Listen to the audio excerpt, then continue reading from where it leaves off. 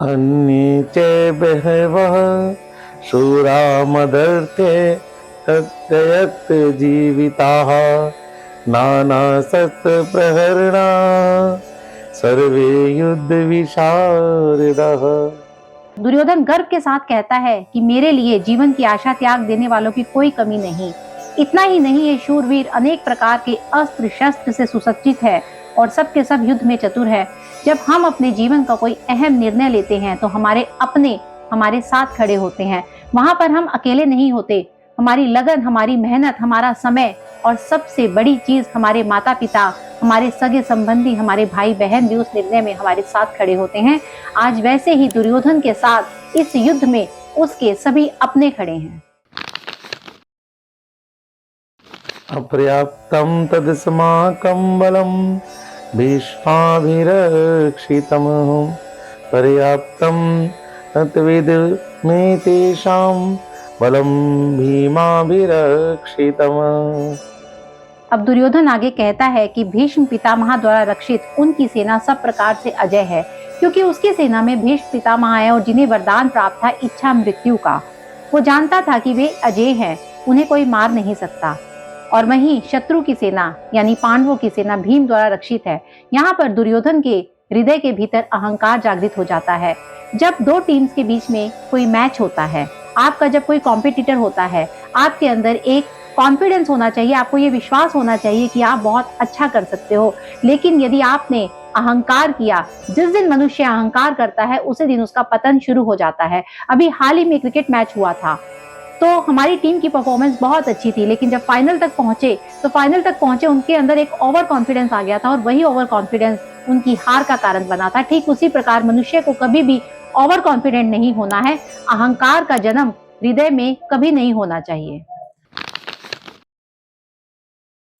अयनेषु च सर्वेषु यथा भागमवस्थिताः विस्ममेवाभिरक्षन्तु भवन्तः सर्व एव हि। अध्याय 1 श्लोक 11। दोनों सेनाओं के इस तरह से वर्णन के बाद दुर्योधन अपनी इस बात पर पहुंचना चाहता है कि वह किसी को अपने अपने मोर्चों पर अपनी अपनी जगह स्थित रहते हुए भी निसंदेह हमें भीष्म पितामह की रक्षा करनी है, क्योंकि भीष्म पितामह कौरवों की सेना के सेनापति होते हैं। और जब हम भी किसी युद्ध में होते हैं या हम भी किसी चुनौती का सामना कर रहे होते हैं, तो हमें जो हमारी सबसे प्रिय और जो हमारी सबसे स्ट्रॉन्ग चीज होती है, हमें अंत तक उसकी सुरक्षा करनी होती है। ठीक उसी प्रकार दुर्योधन भी यहाँ पर भीष्म पितामह की रक्षा की बात कर रहे हैं। तस्य संजनयन हर्षं कुरु वृद्ध पितामह सिंहनादं विनदोच्चैः शंखं दद्मो प्रतापवान। यहाँ पर अब बात की जा रही है कि युद्ध शुरू हो रहा है और जैसे युद्ध शुरू होता है उसकी शुरुआत होती है शंख की उद्घोषणा के साथ। कौरवों में सबसे वृद्ध, सबसे प्रतापी भीष्म पितामह ने ऊंचे स्वरों में सिंह की दहाड़ के समान गरज कर ऐसा शंख बजाया कि दुर्योधन के हृदय में हर्ष उत्पन्न हो गया। युद्ध जीतने के लिए ऐसा माहौल बनाना पड़ता है कि अंदर एक आत्मविश्वास पैदा हो। जब कोई मैच होता है तो जब भी कोई टीम टॉस जीतती है तो उसके बाद नेशनल एंथम किया जाता है। स्कूल में कोई प्रोग्राम शुरू किया जाता है, वहां पर सरस्वती वंदना की जाती है। इसी तरह से हर कोई अपने आप को उत्साहित करने के लिए किसी न किसी तरीके से शुरुआत करता है। तो ऐसे ही युद्ध भूमि में शंख की ध्वनि के साथ युद्ध का प्रारंभ होता है। ततः शंकाश्च भैर्यश्च मणवानक गोमुखा सहसेवा भयहन्यन्त स शब्दस्तु मूलो अभवत्। युद्ध भयंकर होते हैं और यह इतिहास के सबसे भयंकर युद्ध का आरंभ था। भीष्म पितामह के शंख के पश्चात नगाड़े तथा ढोल, मृदंग और नरसिंगे आदि बाजे एक साथ ही बज उठे। इन बाजों का नाद संगीतमय नहीं बल्कि बहुत डरावना था। कोई भी युद्ध होता है वो अपने साथ तबाही लेकर आता है। कोई सुनामी आती है वो भी तबाही लेके आती है, कोई बाढ़ आती है वो भी अपने साथ सब कुछ तहस नहस कर देती है। इसी प्रकार हर युद्ध, हर चुनौती अपने अपने किस्म के हालात लेकर आते हैं और उन्हीं हालातों के अनुसार मनुष्य को तैयारियां करनी होती हैं।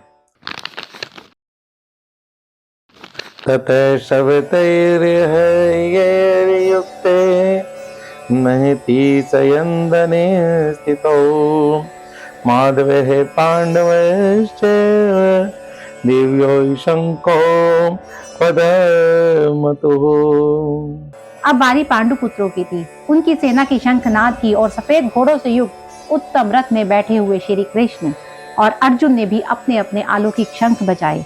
युद्ध में जब तैयारी होती है तो वह दोनों तरफ से होती है और हर पक्ष अपनी अपनी विजय की अभिलाषा करता है, अपनी अपनी विजय की कामना करता है और अपनी विजय के लिए खुद को सांत्वना देता है, खुद पर एक भरोसा जताता है।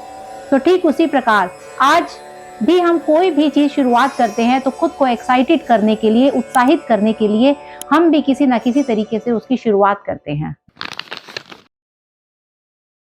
पांचजन्यम ऋषिकेशो देवदत्तं धनंजय पुण्ड्रं दद्मो महाशंकं भीमकर्मावृकोदरः।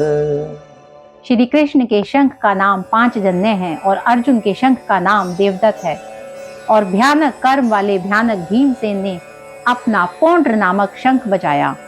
अपने जीवन में इसी तरह से हम भी अपनी चुनौतियों में आगे बढ़ने के लिए अपनी प्रेरणा चुन सकते हैं।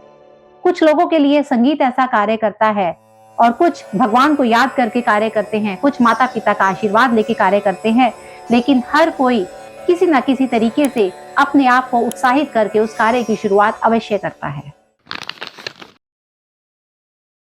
अनंत विजयम राजा कुंती पुत्रो युधिष्ठिरः नकुलः सहदेवश्च सुघोषमणि पुष्पकौ।